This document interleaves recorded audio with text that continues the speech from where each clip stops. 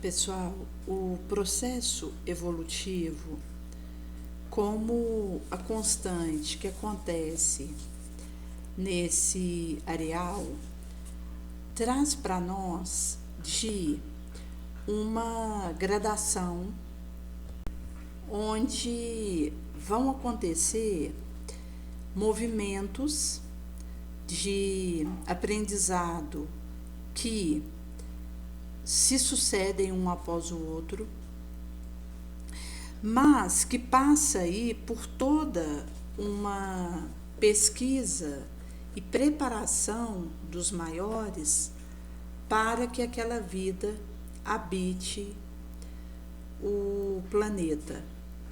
Se a gente considerar, por exemplo, há 3,5 bilhões de anos atrás,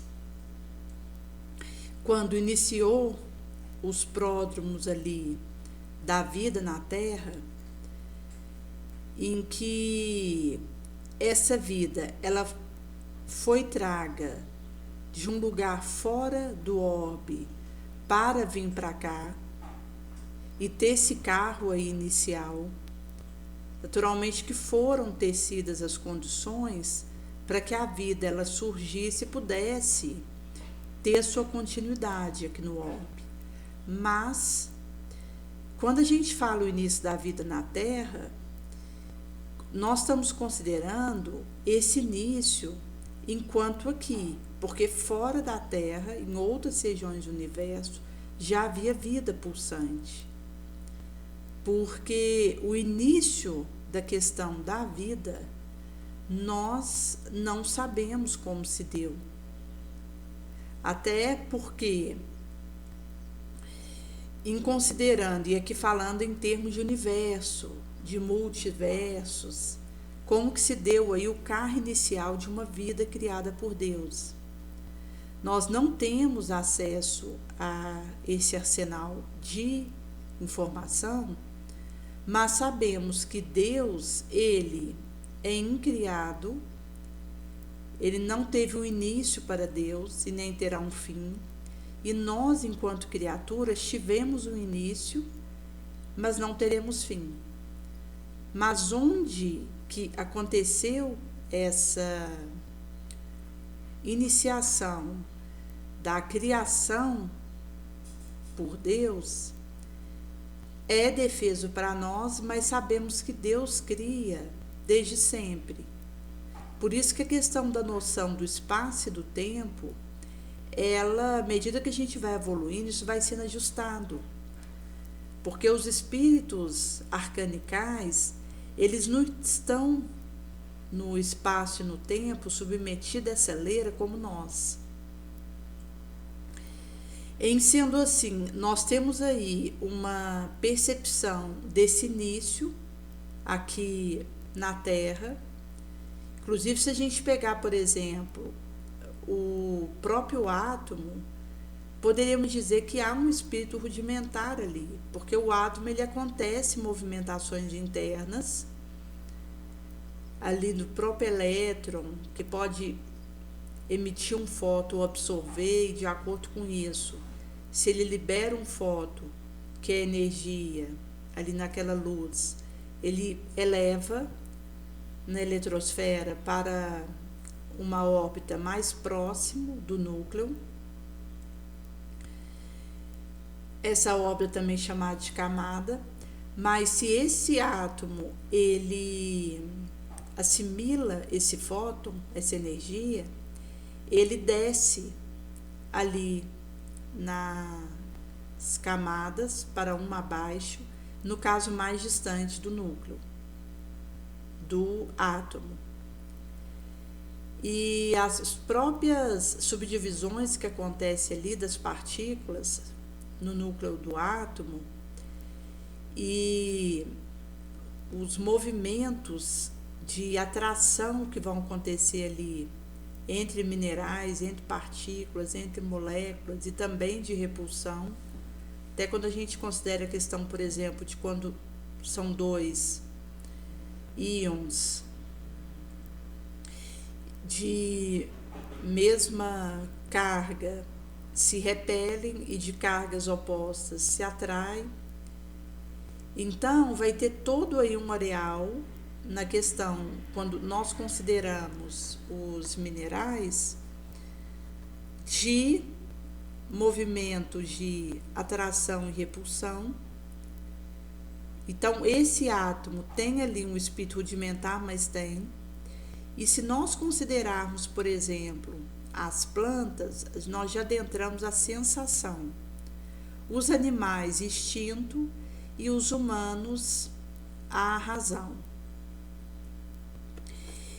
E nesse sentido que esse é um caminho que a gente vai acontecendo e que, em sendo assim, quando a gente considera, por exemplo, que a vida na Terra, ela não foi algo à revelia, mas que benfeitores acima de nós fizeram essa tessitura, essa pesquisa e terminaram por fazer a distribuição que chega até os nossos dias, em que houve aí tentativas e refazimentos de rotas, como na questão dos dinossauros, que estiveram aqui na Terra num período e depois foram retirados, com vista aí ao objetivo maior, que é o processo evolutivo otimizado, porque nós temos aí, conforme vai ser trago por Kardec na codificação, que do átomo até o arcanjo existe aí uma escala em que cada qual está em evolução contínua. Então, mesmo o arcanjo, ele continua evoluindo. Então, se nós pegarmos aí desse átomo até o arcanjo, concluiremos que para o atributo dos anjos e para além disso nós não conhecemos. Está vedado para nós. Porque até mesmo quando a gente fala da angelitude, nós não temos o domínio e o esclarecimento dos atributos desses seres. Nós conseguimos até aqui, em humanos, fazer estudos e abordagens, e inclusive pesquisando o próprio orbe que nós estamos, com os minérios, as plantas, os animais, os micro-organismos, nas suas diferentes variações, seja um fungo, uma bactéria, um vírus, um protozoário, uma alga unicelular, que aí já entra no escopo de um organismo que produz o seu próprio alimento pela fotossíntese. Tem algumas bactérias que fazem isso também. Outras vão estar fazendo a produção do seu próprio alimento pela quimiossíntese e outras não produzem o seu próprio alimento, como os animais. Mas, enquanto micro-organismo que não produz o seu próprio alimento, também haverá os fungos. E temos aí também os protozoários nesse grupo. E os fungos per si, eles tanto vão ter a forma unicelular quanto a forma pluricelular, que vai variar. Já os protozoários são unicelulares. Mas existe aí um escopo pré-traçado e delineado para que nós pudéssemos acontecer o processo de evolução que aconteceu na Terra, porque quando a gente fala das formas de vida da Terra, isso veio de um outro lugar do espaço e foi trago para cá no momento aprazado, porque aqui então passaria a ter as condições para que aquela vida desse continuidade ao seu processo evolutivo aqui. Porque nós não retroagimos. Aquilo que eu conquisto de evolução, eu posso até estacionar naquele estado, mas não retroage. E na pauta aí, considerando o ser humano que tem um livre-arbítrio e, portanto, tem a rédea do seu destino na mão, eu posso, na pauta do meu esforço, do processo que eu faço de caminhada, fazer aí uma aceleração do meu processo. Então, ao invés de eu parar, eu acelero meu passo. Nesse sentido que vai ser digo aí por Allan Kardec no Livro dos Espíritos que há dois elementos no universo, o elemento inteligente e o elemento material. Os espíritos, eles são formados do elemento inteligente. Já os inertes corpos são formados do elemento material. Porque se a gente pegar, por exemplo, os espíritos, eles são a individualização do princípio inteligente. Como um corpo é a individualização do material princípio. Agora, são desconhecidos para mim tanto o modo, porque essa formação se operou, quanto a época, que são informações aí que nós não temos. Em sendo assim, quando nós consideramos a questão do hidrogênio, as complexas mais atômicas unidades, é o poder do Eterno Espírito a alavanca diretora de nêutron, próton e elétron na infinita estrada da vida. Nesse sentido que, se a gente pega, por exemplo, o átomo do hidrogênio, ele tem uma condição simples e por isso ele está ali no início da escala dos elementos atômicos, que a gente tem aí conhecidos para nós 119 átomos, e cada um vai ter a sua característica própria, mas quando a gente fala do hidrogênio é o mais simples, porque ele tem no núcleo um próton, um nêutron e na eletrosfera um elétron. Por isso que quando a gente fala que do hidrogênio até a mais complexa atômica unidade, o Espírito Eterno é que, com seu poder, alavanca a diretoria desses elétrons, nêutrons e prótons na infinita estrada da vida. Por isso que nós estamos nesse processo onde o espírito ele toma daquilo que acontece na matéria para fazer o seu avanço, em que ele pode imprimir isso, uma velocidade maior, uma velocidade menor, o mesmo parar. Mas o processo é contínuo. Inclusive porque quando a gente considera o ser humano, que tem a questão do livre-arbítrio, isso vai dizer de uma liberdade que eu tenho, mesmo na pauta dos meus deveres, das minhas responsabilidades, quando eu desperto para isso minimamente, mas eu continuo tendo a liberdade de parar, de estacionar. Se nós pegarmos, por exemplo, os animais, eles já vão ter o instinto que funciona, a revelia deles mesmos, mesmo que eles tenham consciência, onde eles não têm essa liberdade de estacionar. Então, o movimento deles não vai atender a um livre-arbítrio, porque eles não têm o pensamento contínuo e, portanto, a razão que permitiria essa liberdade de escolha e interferências do próprio destino. Por isso que vai acontecer o funcionamento do instinto para eles, e esse instinto mesmo é uma forma de inteligência.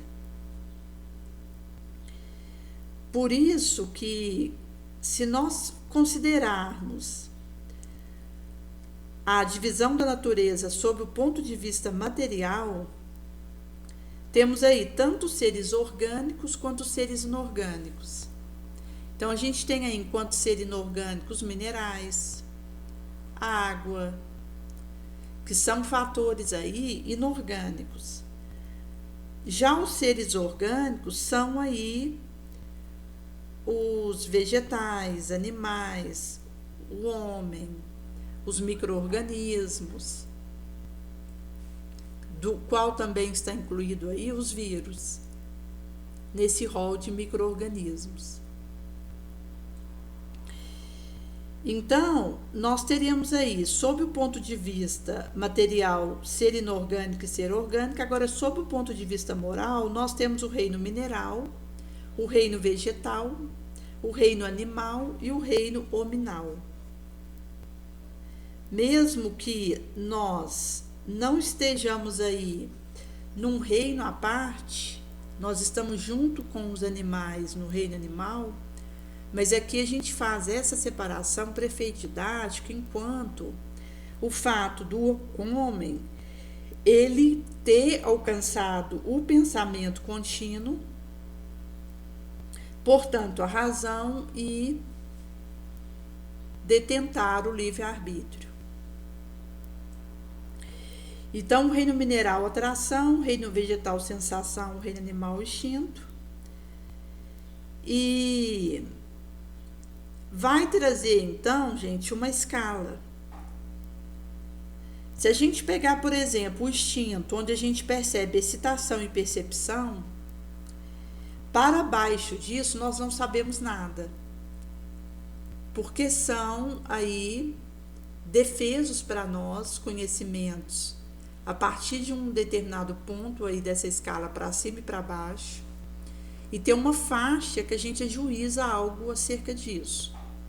É a mesma coisa a questão das cores que a gente enxerga, que vai do vermelho ao violeta. Agora, infravermelho a gente já não enxerga, nem ultravioleta.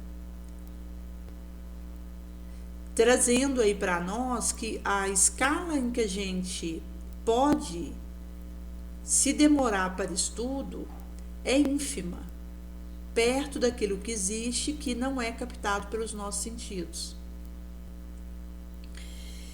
Nesse sentido que, se nós subirmos um pouco aí depois do instinto, a gente tem inteligência, que vai englobar aí o pensamento, a animalidade.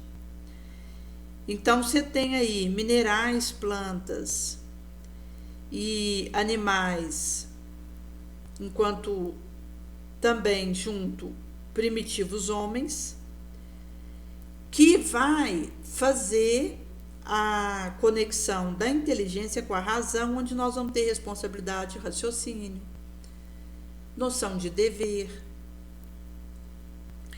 E aqui já vai estar propriamente dito os homens primitivos, mas à medida que a gente sobe mais um pouco e evolui, a gente chega na humanidade, onde você tem sublimação, discernimento, e engloba aqui seres humanos comuns. E num outro topo desse ponto, você tem espíritos puros. Um pouco antes a gente teria aí os seres humanos elevados, que ao subir mais um pouco e chegar na angelitude, nós temos sabedoria e amor. Porque inclusive o espírito puro, ele conhece tudo quando ele chega num grau de perfeição, mas também ele tem uma moralidade amorosa resolvida nele. É como se fosse um reflexo para ele. Amar não é algo que ele precisa vencer ele mesmo para fazer. Ele consegue viver a caridade genuína como um ato reflexo, pela internalização que aconteceu disso para ele. Nesse sentido que quando nós chegamos na angelitude, para cima nós também não sabemos mais. Então, na verdade, gente, se nós considerarmos que, para falar só de cor, que é algo material, nós não vemos a maior parte, e a parte que a gente vê estrita vai do vermelho ao violeta, e que é uma porção insignificante perto do restante, nós podemos concluir que, em se tratando do mundo extracorpóreo e das evoluções, enquanto as gradações que isso acontece, a maior parte nós não divisamos disso. E aquilo que a gente pode ter algum ajuizamento é uma porção ínfima, pequena, perto do todo que a gente não divisa. Por isso que a questão do processo aí, que nós estamos incertos nele, é gradativo, mas é contínuo. Até porque nós estamos situados nas condições da nossa vida e da nossa trajetória que otimize aprendizados, reformas morais. Então, existem determinadas situações que nos alcançam enquanto por aqui, para, em vivendo essas questões, nós podermos dar saltos mais significativos conforme nós vivamos aquilo que nos acontece. Por isso que vai ser dito aí acerca desse aspecto que nós temos aí uma racionalidade que é a expressão suprema do anímico progresso, que a Terra nos pode prodigalizar. Simboliza uma auréola de liberdade e poder que naturalmente aumenta os nossos deveres e as nossas responsabilidades. Por isso que conquistar o livre-arbítrio compreende e importa as mais nobres obrigações. Até por essa questão aí do que isso nos faz ter contato. E quando nós consideramos, por exemplo, as dificuldades que nos encontram aqui, isso tem a ver com usos que a espiritualidade maior faz para nos testar. Porque se o benfeitor não usar as circunstâncias da minha caminhada aqui para o teste que eu preciso receber, inviabiliza o meu processo evolutivo.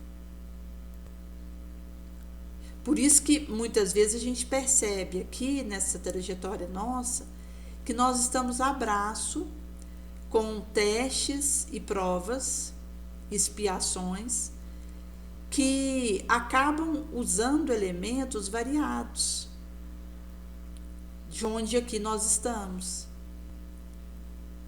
Seja alguma experiência que a gente teve, uma notícia, um relacionamento, situações diversas que existem aqui nesse orbe e que, ao nos encontrarem e terem aí um contato com o nosso tendão de Aquiles, vai permitir nessa experiência que nós desenvolvamos habilidades morais.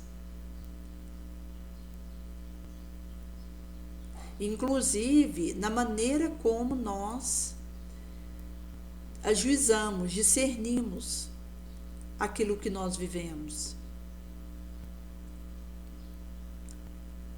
Porque, às vezes, uma mesma situação, ela pode ser vista de uma forma por uma pessoa e ser encarada de uma forma completamente diferente por outra.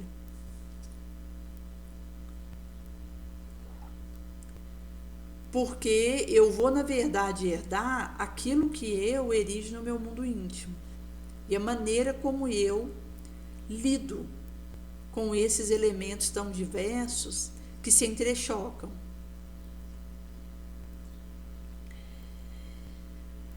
Por isso que nós percebemos no orbe como a Terra que às vezes acontecem reencontros que, se o indivíduo ele não estiver disposto a abraçar a sua cota de responsabilidade naquele reencontro, ele pode se perceber em situações pioradas da sua trajetória. Como um rapaz estava dando um exemplo da mãe dele, que há uns anos atrás, no encontro ali com o Chico, tinha sido falado por ele acerca tanto dela quanto do marido dela, que ele precisaria viver uma experiência que seria uma síndrome de Pick, que é uma síndrome rara, em que o indivíduo ele se sai para algum lugar, começa a conversar com uma pessoa, fica 5 horas conversando, perde a noção do tempo que ele está falando ali com o outro. Um outro aspecto dessa síndrome é que o indivíduo ele quer falar uma palavra e fala outra, diferente, e ele mesmo acompanha o que ele está fazendo. E ele teria o desenvolvimento dessa síndrome como uma experiência que ele pediu para viver, para resolver uma situação em que ele tinha vivido 100 anos antes de Cristo, lá em Roma. E a esposa era aquela que tinha uma corresponsabilidade junto com esse esposo nessa situação que eles tinham vivido antes. Por isso que ela tinha acordado no astral que renasceria, viriam a se casar os dois e ela estaria do lado dele para cuidar dele quando ele viesse a manifestar essa síndrome. Porque ele era um homem trabalhador, empresário, bem-sucedido, tinha muito conhecimento, inclusive na área de medicina. E quando ele veio apresentar essa síndrome, ele foi definhando e foi um sofrimento expiatório para ele, porque ele acompanhava aquilo que ele estava fazendo, de trocar a palavra, de não conseguir ter um bom senso mínimo. E ele então fazia esse autoacompanhamento e isso constrangia, o sofria. Mas ele, em meio a essa situação, acabou que não teve o apoio da esposa porque ela se recusou a cuidar dele. Então quem foi cuidar dele foi uma das filhas desse casal, que não tinha nada a ver com peixe, e um filho e uma outra filha que indiretamente ajudaram a cuidar, mas foi uma dos filhos, que é uma moça que esteve acompanhando diretamente esse pai nesses momentos que ele viveu e que depois acabou desembocando o seu desencarne depois de uns anos. E aconteceu que, inclusive, um dos filhos que estava junto quando o Chico falou para ela que ela tinha vindo com o compromisso de ajudar ele quando ele desenvolvesse essa síndrome, e na hora ela negou. E depois, quando esse filho que estava junto e uma tia que estava junto e tinha ouvido essas mesmas palavras da boca do Chico, lembrou ela sobre isso, ela negou novamente, se recusando a cuidar desse esposo enfermo. E acabou que, certo dia, ela andando na rua foi atropelada, teve um traumatismo craniano violento, porque a parte de cima da caixa craniana, essa tampa de cima precisou ser retirada, o sangue inundou os neurônios ali internos dela, comprometeu 3/4 do seu encéfalo, e ela acabou que passou a ficar de cama, precisando que alguém cuidasse dela, entrou num quadro aí de demência, E chegou num ponto que ela ficava de cama, sem conseguir falar, sem conseguir fazer uma audição adequada, uma visão, porque realmente ela foi definhando.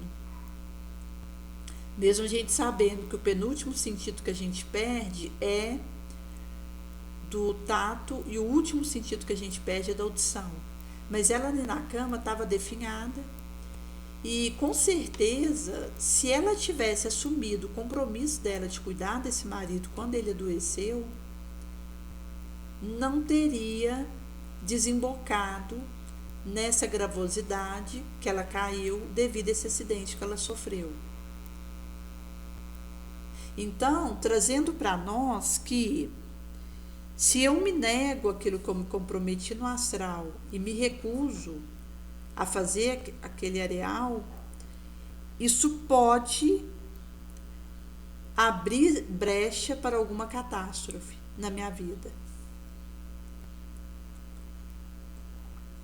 Como uma moça que ela tinha começado a fazer um cursinho, porque ela queria prestar concurso para um curso que é concorrido, e os pais que não têm condição de pagar uma escola particular, acabou que se comprometeu a pagar um cursinho para ela.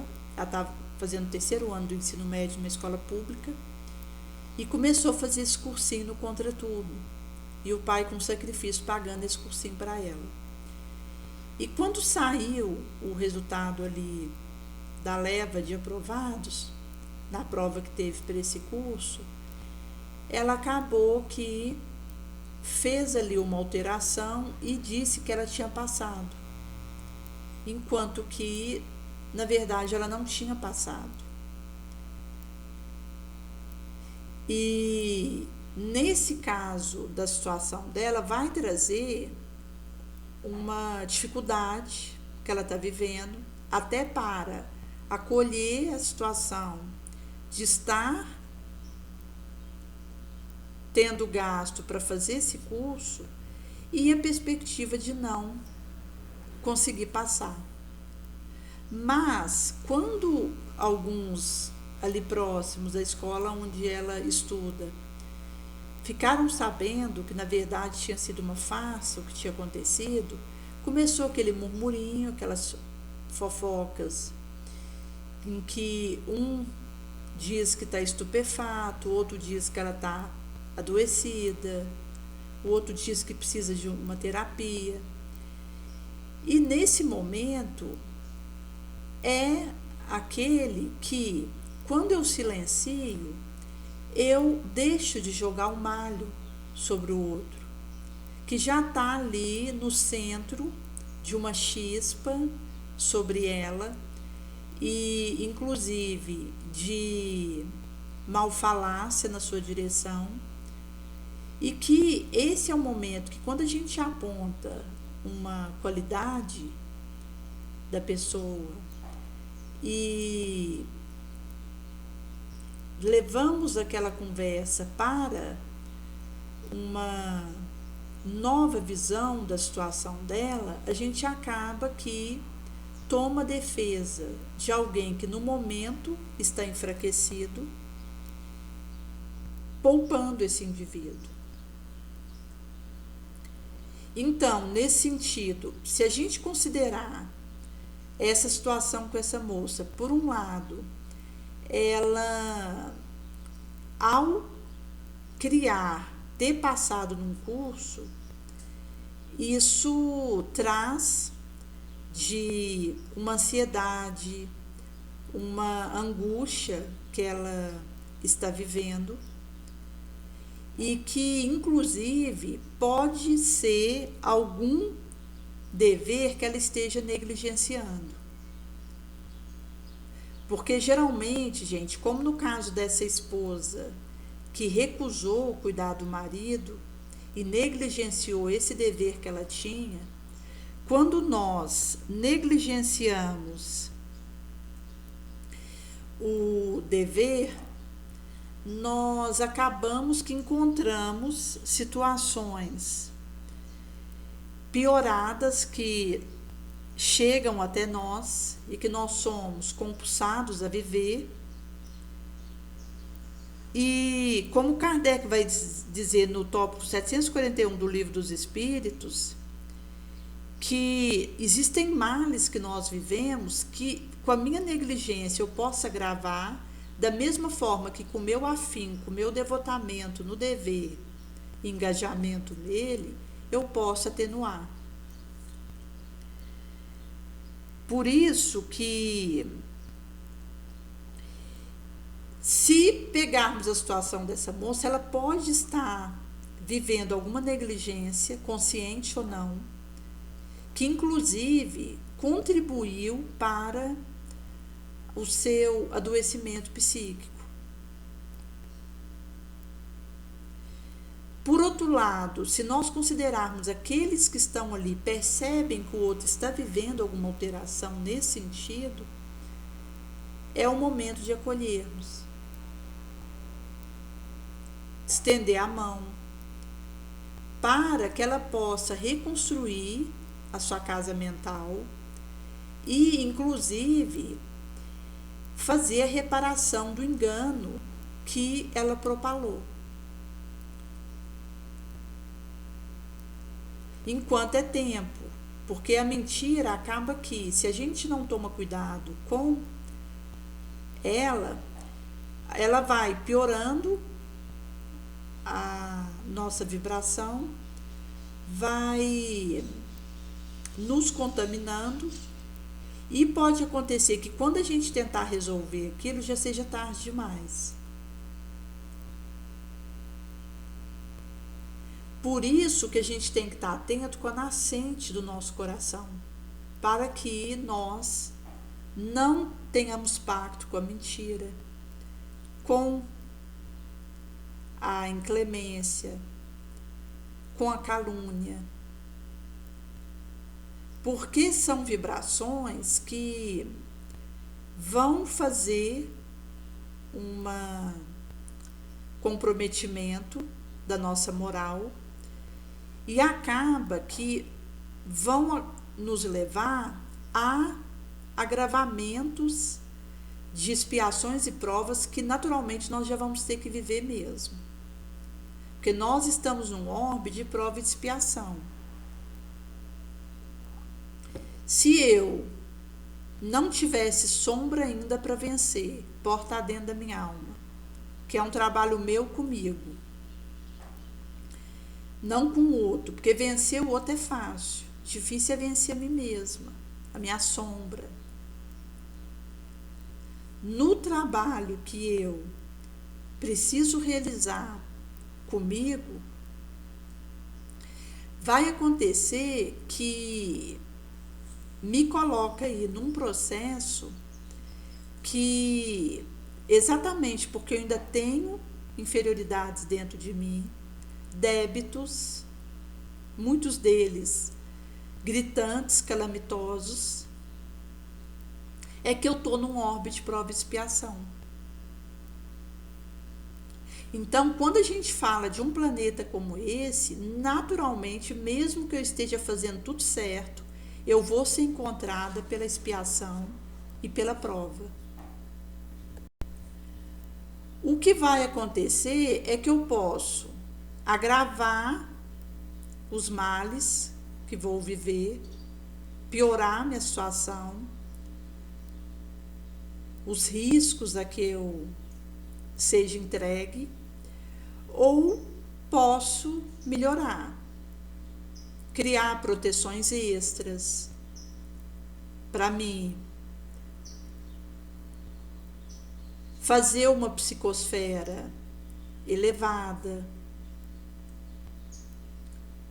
tornando mais suave as experiências dolorosas que eu vou precisar viver, inclusive com a própria questão da visão espiritualista que isso vai me dando. Porque o materialista, ele não sabe elaborar as pungências que o alcançam. Por isso o materialismo é tão danoso. Porque o indivíduo que é materialista, qualquer pedrinha vira uma montanha. qualquer formiga cai sobre ele como um elefante. Em golpes destruidores, porque ele não tem a visão imortalista do espírito, da sua destinação, do para quê. Então, quando eu acho que tudo é isso aqui que eu estou vivendo na Terra e que não vai restar nada além disso, eu entro num labirinto de tormentos. E nesse estado de coisa, ser mandado embora do emprego é motivo para eu desistir da vida. Alguém que me irrita, eu já quero parar, chutar o balde. Não passar num curso que eu estou me preparando para aquilo é o fim do mundo. Porque eu estou com esse enfoque materialista. Mas quando a gente tem um enfoque espiritualista, a gente pode enfrentar dificuldades muito maiores do que essas, inclusive considerando aqui uma doença terminal, a morte de um ente querido, a traição, a ingratidão. A gente pode viver coisas muito piores e a gente fica de pé. A gente passa aquilo com valor moral, com fé, com esperança, com resiliência, com caridade. Por isso que aqueles que disseminam as ideias materialistas assumem sobre si mesmos uma responsabilidade terrível. Porque as ideias materialistas estão no bojo de suicídios e loucuras de todo porte. Porque o indivíduo, sob esse embebimento de materialismo, ele enlouquece com qualquer mosquito. Ele desequilibra. Ele quer dar fim na própria vida. Já aquele que dissemina as ideias espiritualistas, a instrução, a oração, a destinação do espírito, a possibilidade de nos melhorarmos e de que a única coisa que a gente vai levar daqui é o bem que a gente tiver feito e que esse é o objetivo para o qual nós viemos. Isso muda tudo. Porque então as contingências da vida material vão ser arranhões para mim, batidinhas, que eu vou conseguir continuar meu processo relativamente harmonizada, mesmo em meio a essas turbulências. Por isso que nós estamos vivendo um tempo em que, como São Bernardos modernos, estamos sendo convocados a essa leira, a distribuir esse pão do consolo. O consolo vai ser dito no Evangelho segundo o Espiritismo. Porque são realmente processos que nós estamos acontecendo nesse período de transição planetária, em que o objetivo é a gente chegar pelo menos em 2057, em torno disso, porque os espíritos superiores não trabalham com datas fixas, com 51% da humanidade espiritualizada, porque hoje a gente tem em torno de 30%. Conforme irmão Jacob, pela psicografia do Chico, nos trouxe. 70% dos terráqueos não estão nem aí para a espiritualidade, para o melhoramento de si mesmos, com disciplina. Enquanto que 30% já fez esse despertamento, está tentando, no limite das suas forças, espargir o bem, seguir Jesus. Mas, se considerarmos o objetivo do trabalho dos ceareiros da última hora, vai trazer aí, chegar ali a partir mais ou menos de 2057, em torno disso, com pelo menos 51% dos terráqueos espiritualizados, despertos para os seus deveres, responsabilidades, para a sua reforma moral. Por isso que são chamamentos ingentes que Jesus nos faz nesses tempos graves. E é nesse sentido que nós precisamos atuar, porque nós temos hoje, por exemplo, no orbe, muitas indústrias que enriquecem à custa do adoecimento de outro. Então, quando a gente fala, por exemplo, a questão da droga, se realmente houvesse interesse em eliminar isso já tinha sido erradicado. Enquanto aí uma venda que não aconteceria, uma produção que não teria, que seria cortada. O fato de drogas continuarem sendo circuladas no mundo é porque os grupos que lucram com isso estão no comando do mundo. Questão, por exemplo, das armas. Os países deram, no último encontro que teve, um prazo de 5 anos para fazerem um armamento mais potente. Então, nesse momento, países do mundo estão fortalecendo as suas armas.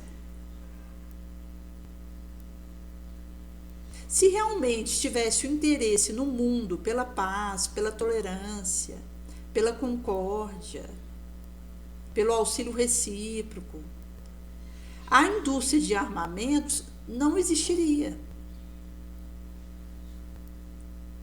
Já teria sido erradicada. Mas se ainda existem indústrias que produzem arma no mundo e isso está aumentando, é porque a maioria dos habitantes do orbe ainda se comprazem nisso e com o lucro que isso traz, com a falsa ideia de poder,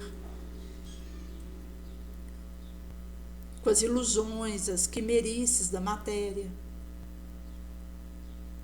A gente pegar, por exemplo, a indústria da escravidão, a mesma coisa, a indústria da pornografia, que são aí indústrias que enriquecem à custa do desequilíbrio do outro, do adoecimento do outro.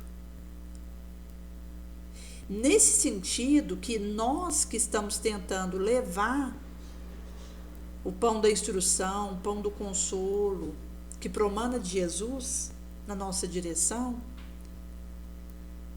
e fazermos aí esse nos tornarmos sacrifício vivo, porque no mundo de hoje, seguir Jesus é aquele que consegue se sacrificar. Aquele que não dá conta de sacrificar a si mesmo, não aguenta continuar servindo a Jesus. E aqui nós estamos falando desde a primeira hora cristã, porque Jesus, quando veio, deixou claro: quem quiser me seguir, você vai ter aflição, você vai ser perseguido por causa disso. Negue a si mesmo, tome a sua cruz e me siga. Então Jesus já trazia a renúncia que eu preciso viver e o autossacrifício para poder fazer esse segmento dele. Não enquanto um tormento que eu procuro voluntariamente, porque seria sadismo, adoecimento, eu querer impingir para mim sofrimentos extras, à guisa de purificar e dizer que estou seguindo Jesus, mas na verdade o sacrifício de mim mesmo enquanto a renúncia que eu preciso fazer da minha sombra, a vitória sobre mim mesmo, sobre o meu egoísmo, sobre a minha arrogância, a vitória sobre o meu personalismo, o meu ego enfermo, adoecido.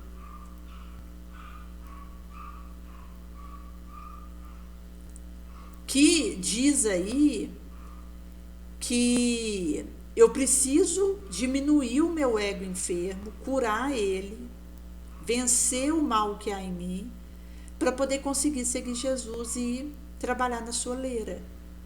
nas glebas a que ele nos conduz, cada qual numa. Porque acaba, gente, que não é o serviço que Jesus me confia, é o que eu me torno enquanto eu estou fazendo esse serviço. É esse o diferencial.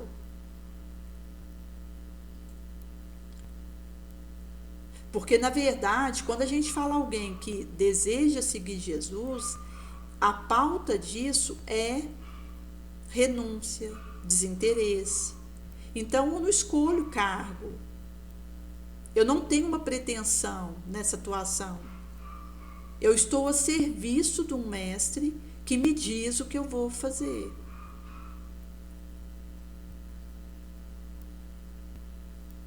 Por isso que aqueles que são seguidores leais de Jesus, eles não estão preocupados com cargos, nem com funções que realiza, nem com o que isso tem de confete vindo do mundo.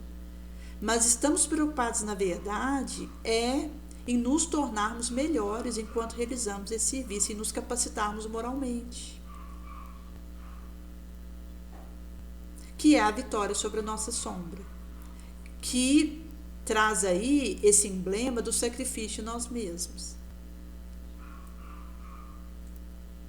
Porque no mundo eu vencer a mim mesmo, o meu egoísmo, a minha vaidade, só com o sacrifício de mim mesmo. Se eu não der conta de me sobrepor, dando a palavra final sobre o meu inferior, eu não consigo me purificar, vestir o traje nupcial para ser leal nesse caminho nobre.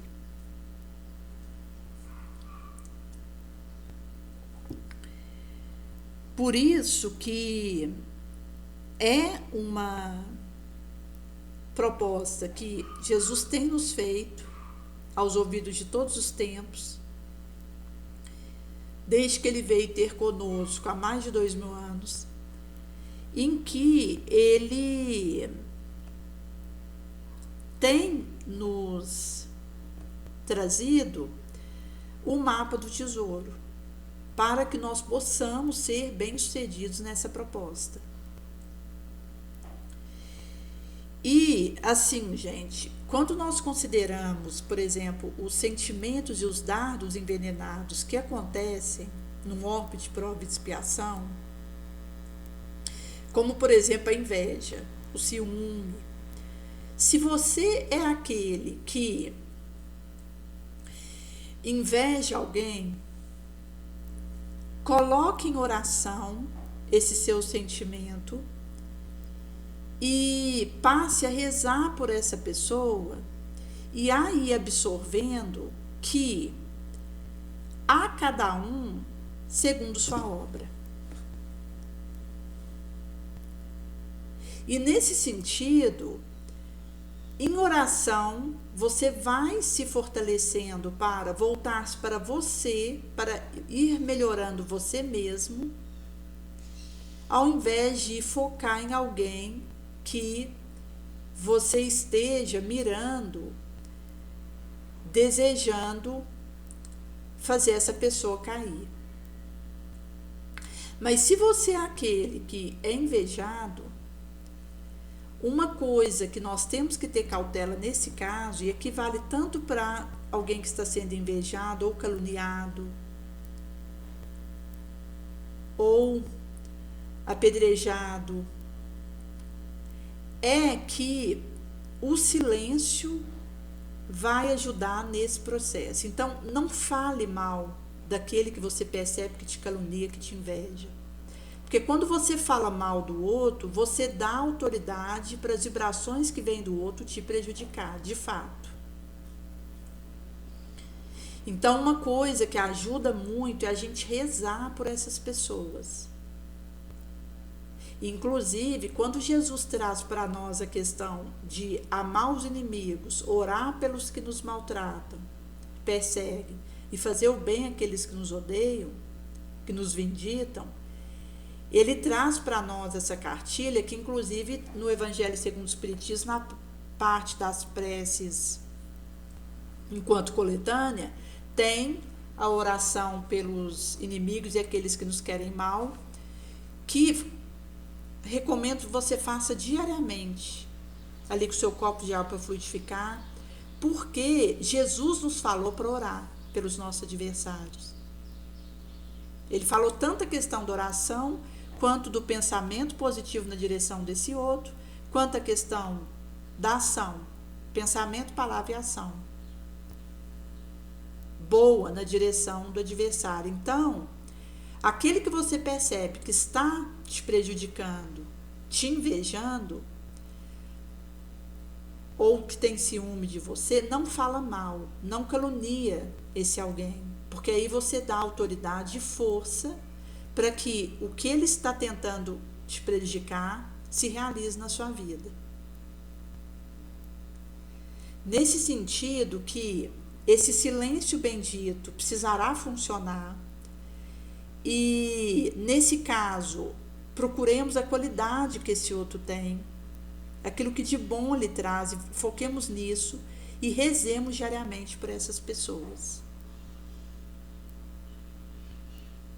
Porque acaba que nós estamos num plano vibracional que quando eu começo a falar alguma coisa negativa de alguém, eu já estou criando um ciclo perverso, pernicioso. Por isso que, igual no caso que nós comentávamos da moça, que falou que passou num dado curso sem ter passado, e outros começaram a maldizer ela por isso, aqueles que estão maldizendo ela já estão se permitindo contaminar por essa situação. Por isso que toda vez que alguém abre a boca para falar mal de outro, nós precisamos cortar isso na raiz. Dar uma movimentação no rumo da conversa para algo positivo que aquela pessoa tem. Ou se a gente percebe que não há espaço para uma colocação, um direcionamento nesse sentido, silenciemos, porque só o fato da gente silenciar, a gente já deixa esse testemunho da compaixão, da clemência. Porque da mesma forma que o outro precisa da minha compaixão, eu preciso da compaixão do outro. Porque sou falha e tenho sido aturada por Jesus até hoje, que não desistiu de mim, apesar das minhas falhas, das minhas misérias, das minhas vulnerabilidades. Então, se eu digo que sigo Jesus e o outro tropeça numa pedra, que eu acho que ele vacilou comigo e eu já enxoto ele, calunio, onde está o meu testemunho cristão? Enquanto nós sabemos que o Mestre dos Mestres tem nos acompanhado até hoje e não nos abandonou, apesar das nossas falhas, das nossas traições, das nossas ingratidões. Pelo contrário, ele voltou depois da cruz e continuou conosco, nos auxiliando ainda mais, enquanto ali todo o movimento energético da sua presença que descerraria os ervos. E ele disse: estarei com vocês até os confins do mundo. Então, no momento que alguém se vê malho da malfalácia e que vem a tropeçar e vem a ter um deslize, esse é o momento de eu colher, de eu poupar a imagem dessa pessoa, de não expor as falhas dela, a não ser que eu precise ter alguma ação específica, porque outras pessoas estão sendo prejudicadas, mas aí não é no sentido de expor por expor, é ter um movimento específico para desmantelar uma organização que está acontecendo, vindo dessa pessoa, em que outros estão sendo prejudicados. Porque aí, no caso, nós deveremos pôr isso na pauta, como Kardec vai explicar, porque quando por ação de uma pessoa vários estão sendo prejudicados, então nós precisamos agir não no sentido de lançar pedra condenatória, mas de desmantelar o que está acontecendo ali, para liberar aqueles que estão sendo prejudicados naquela situação. Mas sempre com discrição, com compaixão, com misericórdia. Calando qualquer injúria, malquerença e rezando pelos nossos inimigos. Isso é primacial porque é Jesus que nos falou para fazer isso. E nesse sentido, que quando a gente fala, por exemplo, que nós estamos num orbe em que tanto o espírito encarnado quanto desencarnado circula aqui em condições de vingança, a gente então percebe que rezar diariamente por esses espíritos é um imperativo, é uma importância, porque nós estamos aí numa realidade que pede isso. Até mesmo se a gente considerar as próprias questões de ideações de vingança que acontecem, e vinganças de fato, que pulula por toda parte. Então, tanto a nossa oração pelos inimigos, mesmo que nós não tenhamos inimigos, mas aqueles que nos inimizam, rezar por eles, mas também rezar por tantos quantos são inimigos uns dos outros. Porque quando a gente faz essa oração no plural, que está no Evangelho segundo o Espiritismo, a gente vai incluir todos aqueles que estão inimizados uns com os outros. Para que isso vá sendo desfeito, rompido, o perdão possa ser dado, recebido. E mesmo que um dos dois não consiga dar o perdão, pelo menos uma das partes dê, porque aquele que dá o perdão libera, abre a grade e vai embora. Não vai ter mais que ver com aquela situação. Então, é uma vingança a menos, é uma loucura a menos, é um assassinato a menos. Por isso que esse é um chamamento que se demora no nosso coração, porque o profeta Nazareno, que ressuscitava os próprios mortos, ele sabia, fazia restituição da tranquilidade aos corações mais infortunados que passavam por ele.